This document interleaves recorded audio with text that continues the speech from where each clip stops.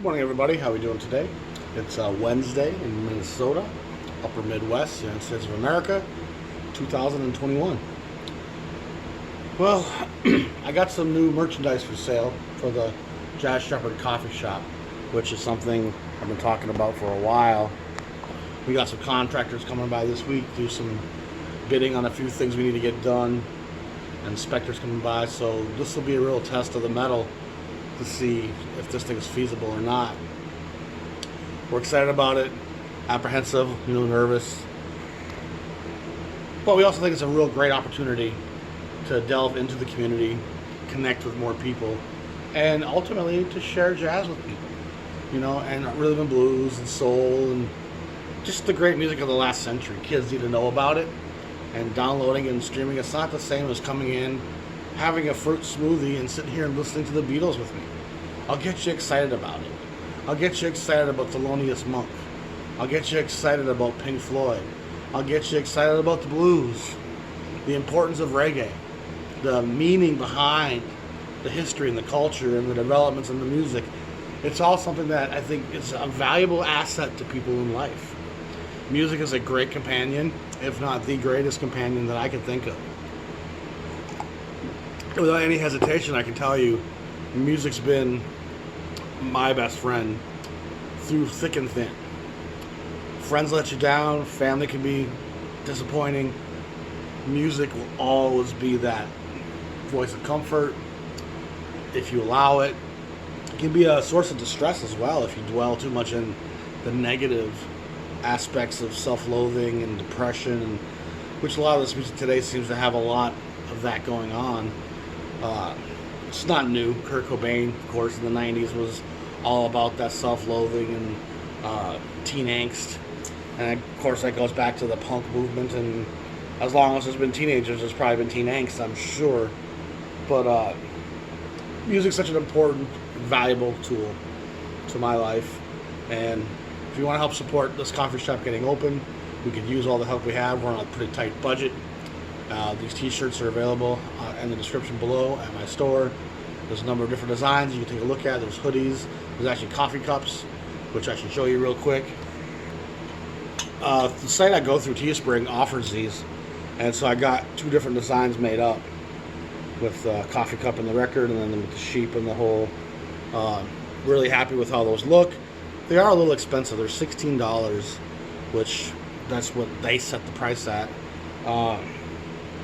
But you're helping a good cause. You're helping the Jazz Shepherd get this channel off the ground and helping to make this one of the premier destinations, I hope, for people who want to come and just talk about music and listen to good music and drink coffee and have a glass of wine down the road. It's a venture we're excited about. So here's the update on that for now. Still fighting a bit of an ear infection, pool water, summer, allergies. It's all been messing with my ears, which isn't fun as a DJ or as a person who makes a living talking about music. But nevertheless, it's getting better. I feel like I'm nearly on the other side of it. So I want to talk about a number of things today. First of all, I want to talk about a record I got from my great friend, Jean-Michel Reeser, Beethoven. And I believe it was Ray Brown who called him Beethoven. Correct me if I'm wrong, Jean-Michel. But he grew up with a lot of the jazz greats. And he sat on Duke Ellington's knee as a young child. He has a lot of great stories and teaches me a lot and validates a lot of the things I think and feel. There's things I'm like, oh, I feel this about the music. And he's like, yes, that's exactly what so-and-so told me, or that's what then. Even perceptions I get about people's personalities from their faces, from their pictures. He knows a lot of these guys. He's like, yeah, he was really quiet and shy, or yeah, he was really loud and outspoken. Yeah, he was a practical joker. You can't look at a guy like Al Green, the great trombone player from Basie's groups, and not think, after you've seen 4 pictures of Al Green, that guy was a prankster. Like, he just got written all over his face. He's going to be pulling pranks. He's going to be a joker, a slick talker, a ladies' kind of edgy debonair. It's not smooth debonair. It's a bit more, it's just the things you learn about people and facial expressions and their confidence and how they carry themselves in the world. Anyway, Jean-Michel, I sent him a CD that he was looking for. and he sent me a few records in return for my shipping costs. And one of the things he sent me was this fantastic record on the Concert Hall label. And I guess it was only released in France and England. I don't think it ever had an American issuing. It has a great burnt gold black cover, which alone is the price of admission. And the lineup is just outstanding. Lucky Thompson, Jimmy Cleveland, the greatest trombone virtuoso probably I've ever heard. Ray Copeland's on the trumpet, Oscar Pettiford's on the bass, Oscar Denard on the piano, and Gus Johnson's on the drums, of course, with Lionel Hampton. And Lionel's one of the great players, one of the great personalities, one of the great leaders of young black men in jazz. As I did my saxophone series a year ago on the great saxophone players, I was shocked at how many guys came through Lionel Hampton's bands. It wasn't something I really had heard about. You hear a lot about guys going through Basie and Ellington. You hear a lot about the White Cats going through Woody Herman, Stan Kenton's groups. What you don't hear as much about is how many of these black cats went through Lionel Hampton's groups over the decades, 30s, 40s, 50s, 60s, into the 70s. Lionel's just a legend, one of the great players of all time. His exposure to the world comes through the great Jewish clarinetist Benny Goodman. And Benny Goodman was blown away by him, put him on the bandstand along with the great Teddy Wilson, and that integration was a huge step in the development of the American culture as we know it. Jackie Robinson gets a lot of credit today, but jazz music, these musicians were crossing those lines and bringing each other's race into each other's homes. People were buying records with Teddy Wilson and Benny Good and Lionel Hampton on them. Armstrong and Duke Ellington were coming into people's white people's homes. This music has a very important place in the history of America and it needs to be recognized on a regular basis. But Lionel does a great little solo on this. This is Over the Rainbow, by the way. And I love how jazz can take even the campiest, schlockiest of track and give it something that it didn't have. And Jimmy Cleveland goes off. And then Lucky Thompson as well is just gorgeous on this version of this song. The cover's great, the music's great. Again, thank you, Jean-Michel.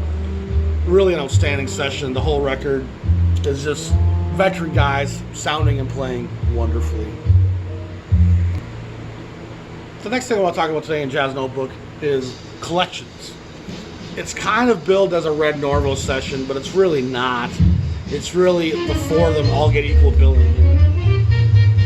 And you want to talk about the West Coast, not cool. This is hot. This is West Coast hot. Fiery. Explosive. It doesn't have that darkness and that anger and tension to it. Again, because it's White Cats playing for the most part. But Wiggins, of course, is a brother. But Morello, Pepper, Norvo, all of them standing soloists, all play with a desperation and a hunger to play the chops. And it's just a record that is really explosive. One of the hardest driving West Coast records I've heard of late. It's a real misnomer in the concept of West Coast cool and West Coast white jazz that these guys were playing soft. And it's not the case. There's a lot of really hard swinging, hard driving, up-tempo West Coast jazz happening in the mid to early 50s even. That's actually kind of ahead of the curve of what's happening on the East Coast for a while. Believe it or not, it doesn't seem like that's possible, but it's true. The West Coast guys had to play catch-up. The East Coast guys had to play catch-up a little bit. So it's a record I found recently on the Intro label, a very small West Coast label. And there's only a few other titles on this label I know of. There's an Art Pepper release on here as well. Art Pepper's a guy I'm getting more and more into. I always knew him as a cat with a drug habit, white cat from the West Coast. He would show up to sessions messed up. Even that great session with Miles Davis Rhythm Section, I guess he was completely messed up and hadn't played in months. And he always kind of had been, I don't want to give too much adulation to the guy, but the guy can really play. And he has, obviously, a certain amount of soul and struggle, which partly fuels his addiction, I'm sure. He stays in the jazz scene a long time, and if you're a fan of the show Bosch, you've heard plenty of Art Pepper on that.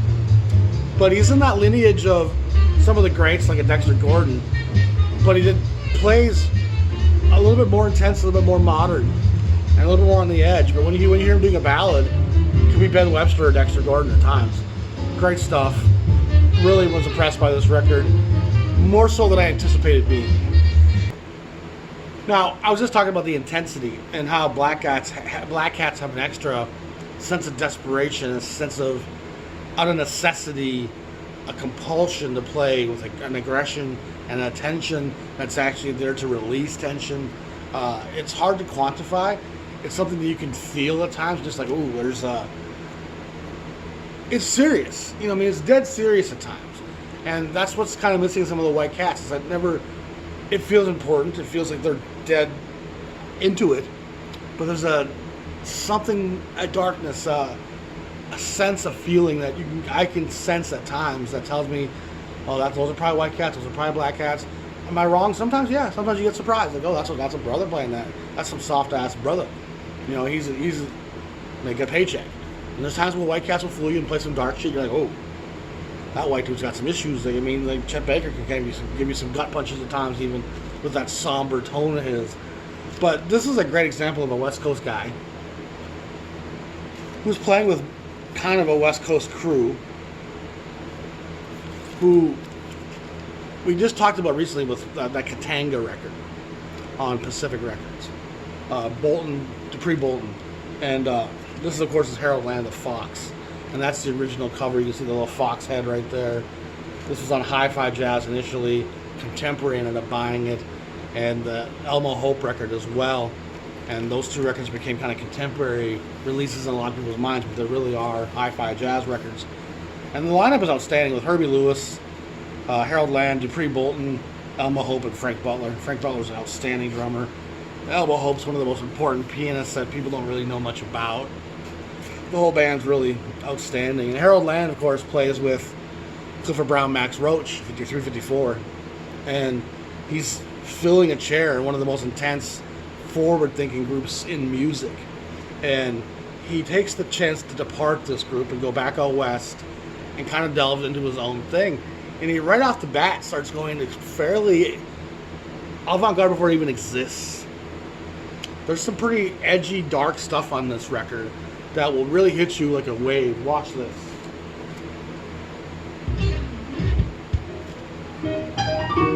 Watch how this slams you in the face. Woo, boy! That ain't joking around.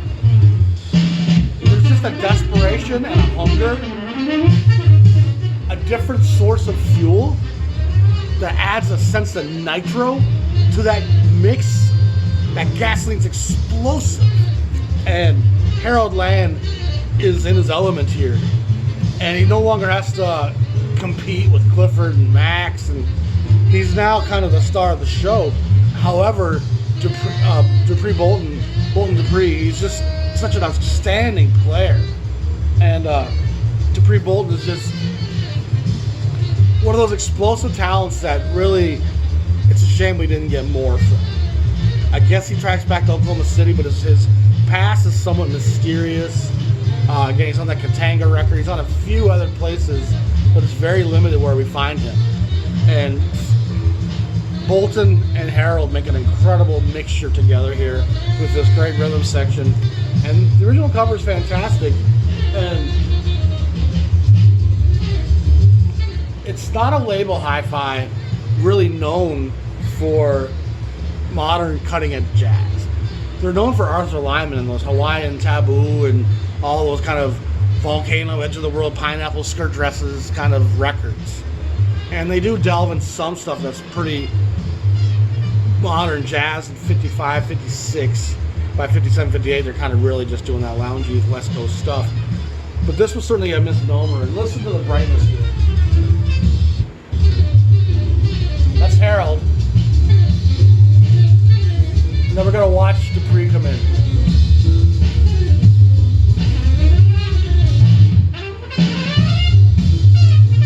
That's, again, Clifford Brown's an obvious place to compare here.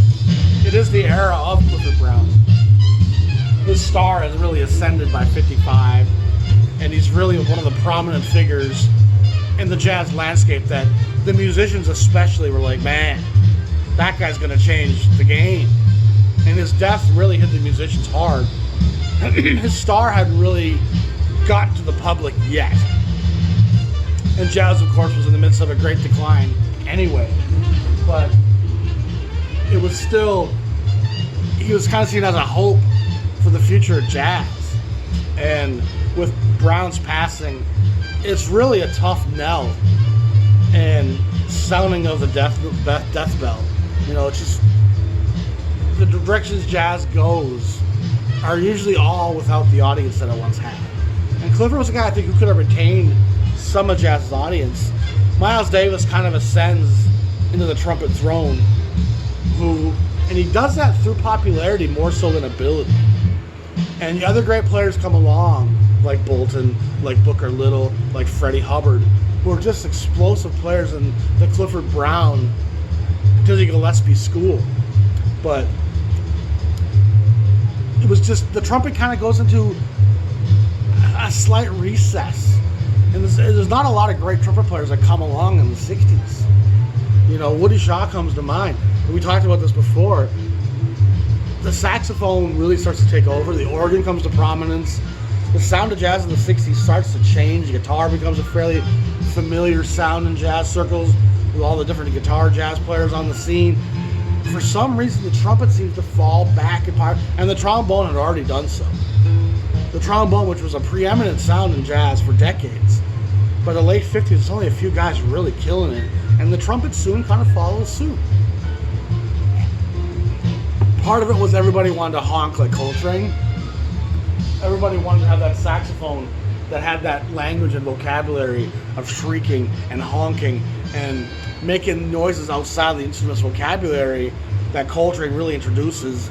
And guys like Pharoah Saunders and Archie Shepp come along and further develop that sound. It's a sad testament to the changing landscape and how trumpet really kind of falls into disuse more and more. And of course, it's still present, much more so than the trombone became. But again, Land is fantastic, Dupree is fantastic, Butler's fantastic, Elmo Hope's fantastic, and Elmo Hope's hi-fi contemporary album is also outstanding. Now, so the other day, I finally got around to sorting my Capitol discography. And those of you who remember, watch the channel, I reorganized my jazz records by label a few months ago. And I've slowly been refiling each label in its chronological sequence, which is actually very insightful, and I've explained numerous times why.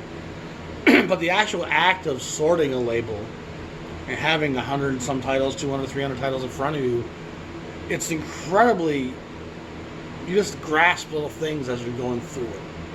And going through the Capitol discography, I think I have 138 Capitol jazz records. There's a lot of Nancy Wilson, not Duke Ellington, Frank Sinatra, Dean Martin, Peggy Lee, and there's some good other West Coast records. There's a couple of Jimmy Joffe records that are really ahead of the curve on Capitol, but again, by a white guy. What there's not a lot of on Capitol is black artists, and there's even fewer black artists who get pictured on the album cover, and they kind of make amends to that eventually by hiring Cannonball Adderley in 67, 66, and they bring Adderley into the fold, and he becomes one of the preeminent jazz figures on Capitol Records into the 70s. But in the 50s, they were very hesitant to mess up what they were doing. And they were selling records. They become one of the big labels in the country. They were doing just fine, selling Sinatra and Dean Martin and Peggy Lee and the like.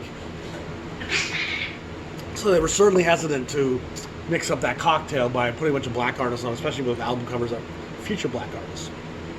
And it's really pretty stark sailing when I look through that discography chronologically, just to see how kind of late Capitol was into that adaptation, compared to especially Columbia, their counterpart, that adapts and has some pretty major black recordings fairly quickly that are much more modern.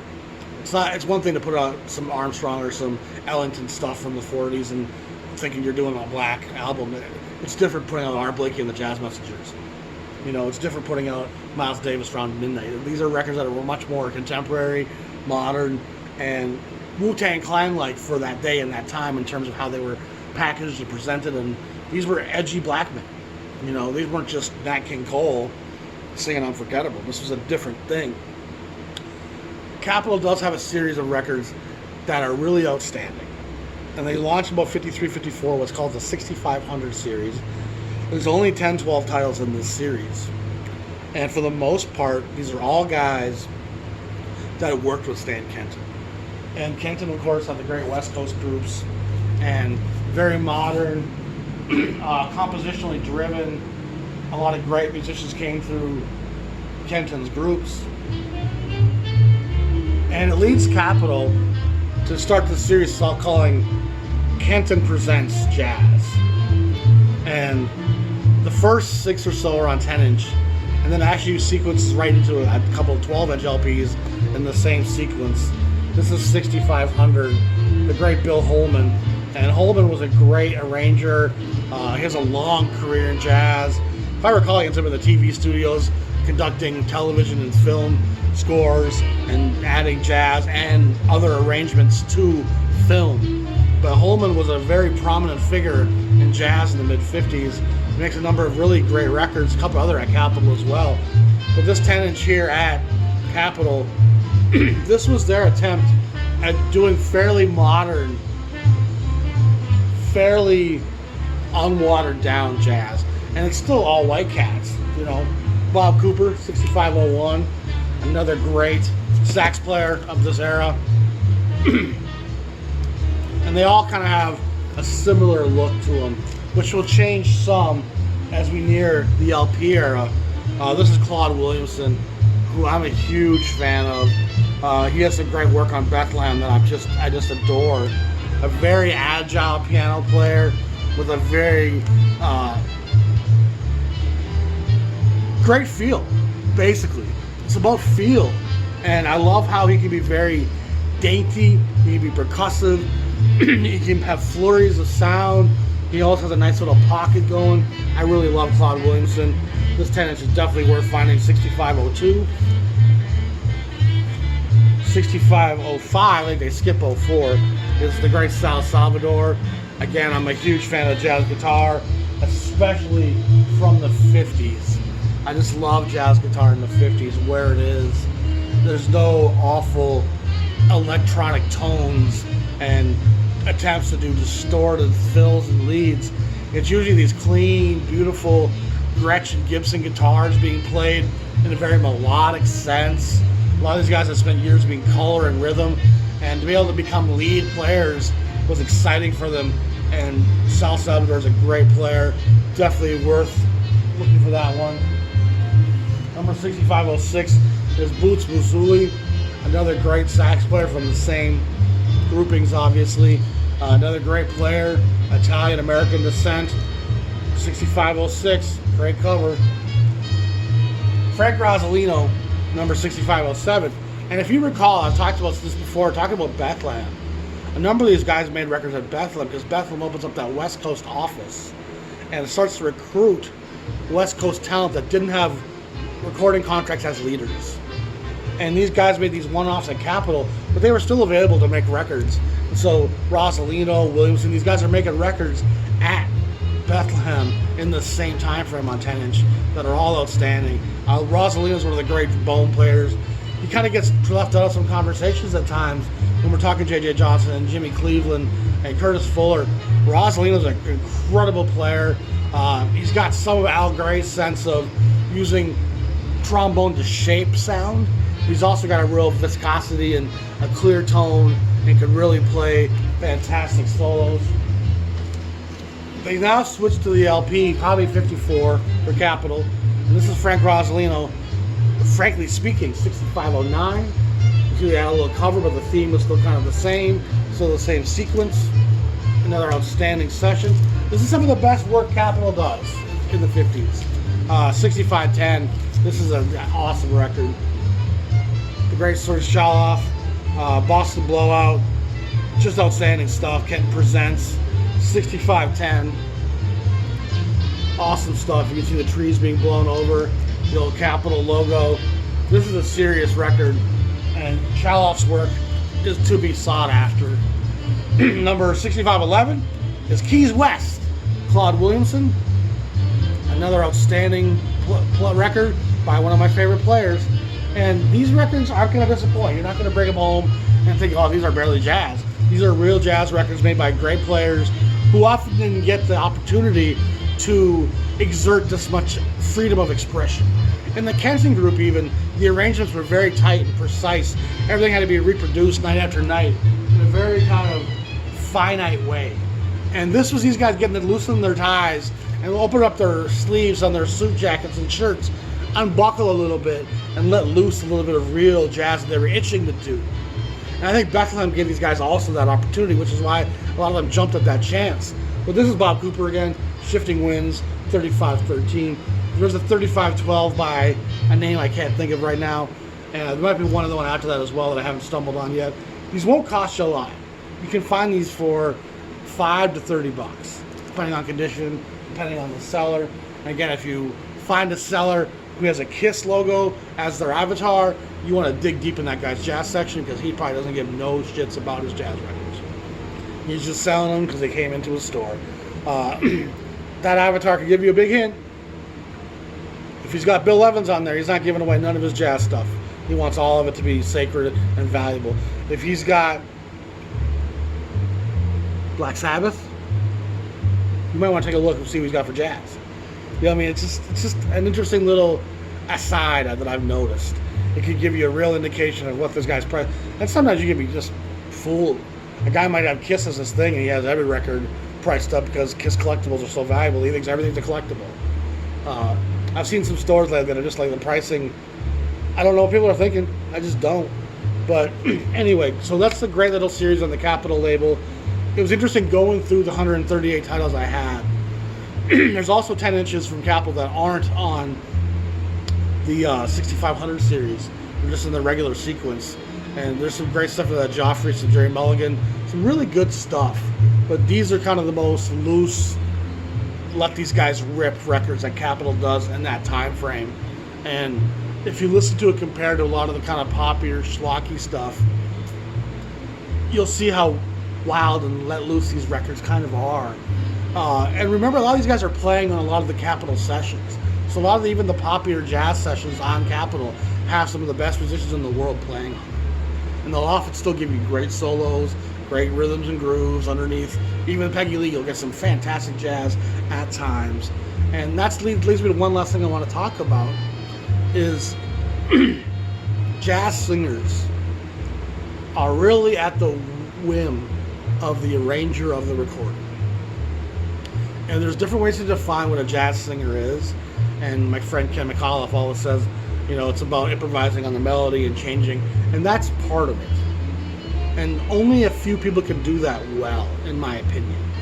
I think you can still state the melody in its normal setting if you're being backed by a great jazz group. So I think that backing group is an important part of the equation. And honestly, I don't want to hear a jazz singer doing a ton of improvising with melody if it's behind kind of an orchestral band that doesn't have a lot of jazz to it. The band needs to be spaced and pocketed and giving the singer room to be an instrument. A very arranged band with set arrangements, there's not going to be space left for a singer to do things. The conductor, arranger of the session, the piano player, whoever, has that filled up with horns or strings or whatever he's got in the session at that time. So often the best jazz singers to me are in the setting where it's a piano, bass, and drum, and they're given lots of room to do what they feel comfortable doing. So again, there's lots of different ways you can look at all these things. But anyway, that's today's episode. I appreciate you all. I love the intellectual chat we have in the comments on this channel. It's a very educated group of people, and I love that you're all part of my life and that I get to share with you guys, and you find value in what I'm sharing. The records themselves are the great teacher, not me.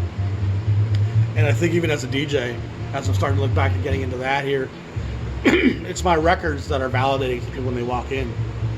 I'm sitting there with 200 records. They just kind of go, oh, this guy must know something. You know, vinyl is an important thing.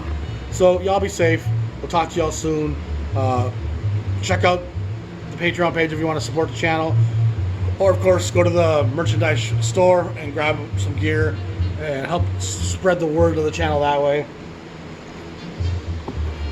If nothing else, grab yourself a Jazz Shepherd coffee mug so you can listen to the Jazz Shepherd and drink your morning coffee. Peace.